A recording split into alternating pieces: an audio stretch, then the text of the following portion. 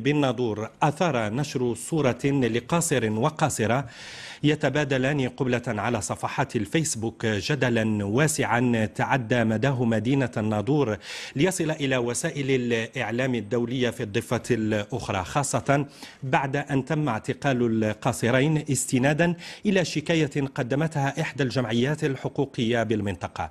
تفاصيل أكثر في روبورتاج فؤاد العزوزي ومحمد.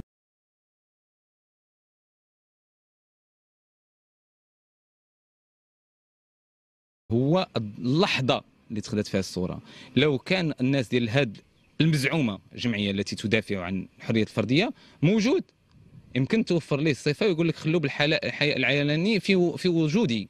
هذا ما كانش، دخل الصفحه ديالهم بصفه غير قانونيه وتلصص عليهم، ومن بعد تقدم بشكايه في مواجهتهم.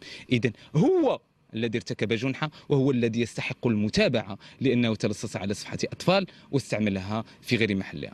قانون مديور باش يحمي المجتمع، فواش اليوم هذا هو السؤال اللي خصو يطرح، واش بوسه خلقه مشكل للمجتمع؟